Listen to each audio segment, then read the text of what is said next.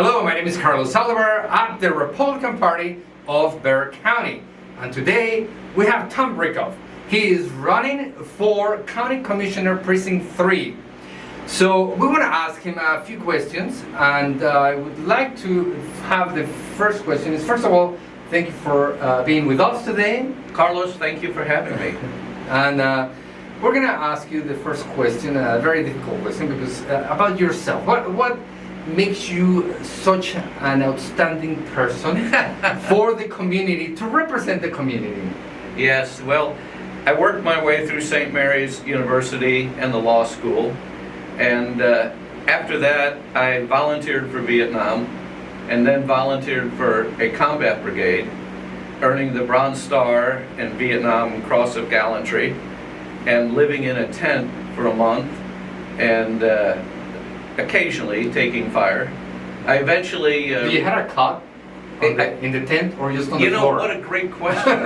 Well, we did not have hot water, I'll tell you that. It was all cold showers. There was a cot. I slept on, you know what, I got used to sleeping. I like sleeping on a cot. That's a great question, but I haven't thought of it since then. But moving on, after my military service, which culminated in my becoming a lieutenant colonel 28 years later in the reserves, I was assigned to the organized crime and racketeering strike force of the Department of Justice, where I was a wiretap expert only to try mafia cases.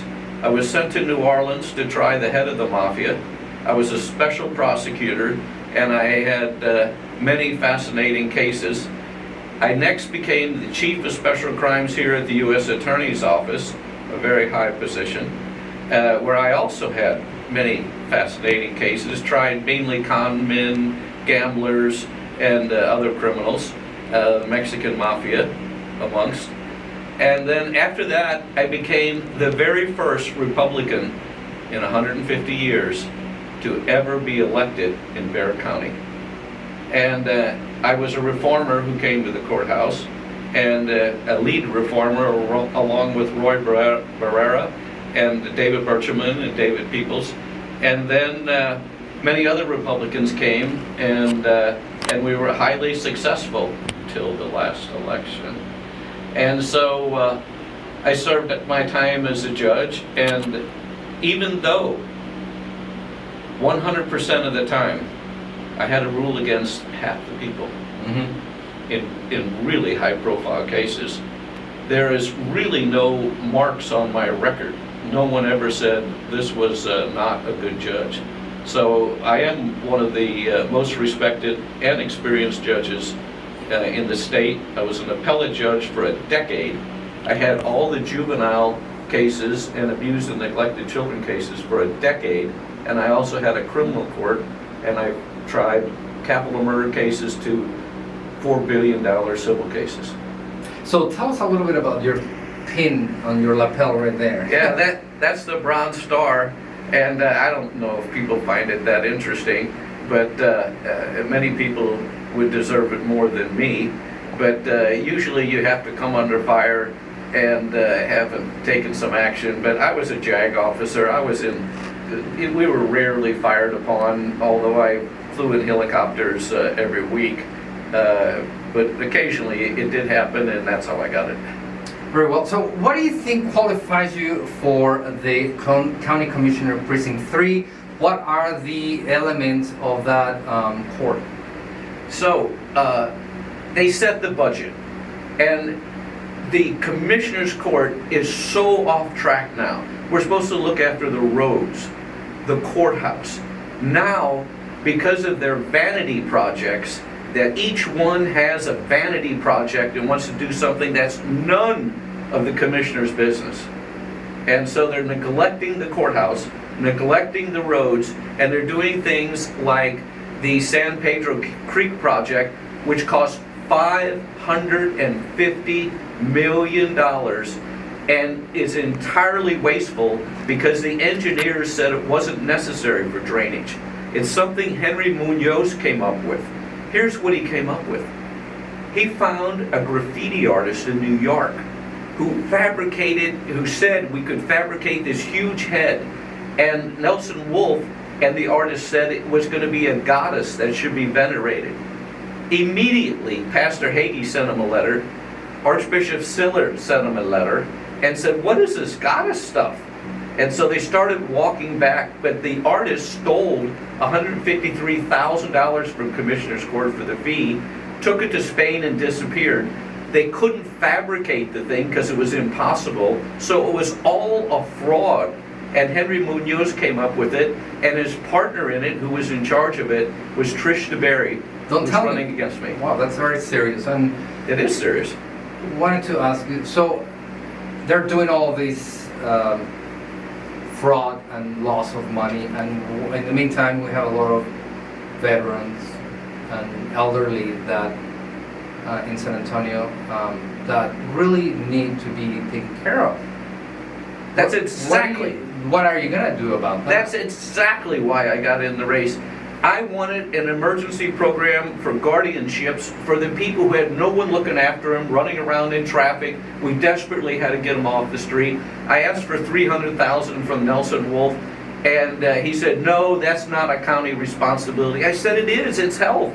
And we do the guardianship program. So he said, well, it's not going to be in the budget. 2 weeks later, they wanted 3 statues for the front lawn, 3 statues, and he said, buy them. And the lady who was telling him that it wasn't in the budget said, we just turned Rickoff, Judge Rickoff, down for the guardianship and said we didn't have the money. He said, I don't care, buy it anyway. So he chose statues over these poor people that are out in the street. And that's why I first got into this. And the second reason is the aquifer. Nelson Wolff has said, I'm not running against him, but Trish Berry comes exactly out of his family. I don't know if you remember Kevin's little misadventure with Ambien and so forth. You probably don't, but it was DWI. Trish DeBerry is the person the family hired as a PR person to explain that he was just on Ambien and it was all a big mistake and so forth. Who has a DWI and ends up with a PR person explaining things for them? I just want to show you how close she is to the Commissioner's Court, and she's in the back room. Here's what she makes. You're going to be astounded. You're going to be shocked. You're going to be shocked. She made $25,000 a month to put the toll road down 281. She right now, yesterday, got $75,000 to do the census from the city. She made $200,000 when she pushed the venue tax. She gets $46,000 for the San Pedro Creek, the project with the goddess. That's every month. That's not just flat, that's every month. And with Henry Munoz, who is now Biden's finance director and cultural advisor, but that's her partner, they did $1 billion in projects that resulted in tens of millions of dollars in fees. And so she has always been aligned with Democrats, and that's why she did a video that is anti-Trump. She produced and starred in a video that starts by saying that Trump is an awful person and is a communications crisis, and then it goes down from there, and a lot of the Republicans have seen it because it's trending across the internet. So in your mind, what do you believe the judge for the Commissioner of Precinct 3, what virtues do you think are good virtues to hold? Obviously, prudence, temperance, fortitude, courage, and justice tempered by love. And your cufflink is a Roman, and those are the Roman virtues, except I added love. And one of the Caesars, as he was dying, said, Jesus has conquered. Oh no, he said, the man from Galilee has conquered. He said that in his dying breath. Caesar did. Oh, yes, and then the Christianity exploded once the Roman Empire adopted it. Anyway, those were the Roman, what they aspired to as virtues. And of course, love trumps them all. So I want to ask you one last question really fast. In your opinion, what is the most important conservative issues that have made an impact in your life? I hate debt. I don't have any debt. The county has the highest debt of any government in Texas. It's $4 billion. And the county hospital is $2 billion. So I'm for responsibility. And then the tax assessments are way too high. It's so easy for Commissioners Court to lower them, and they never do, because they get $1.7 billion in revenue, and they have all these silly projects that they want to get in that are none of the county's business. And it was all in the newspaper yesterday about how they want to spend even more money. And so the biggest issue is ethics.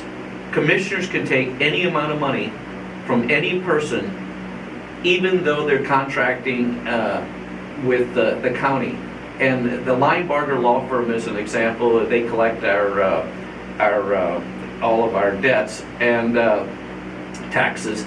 And they hired one of the commissioner's wives.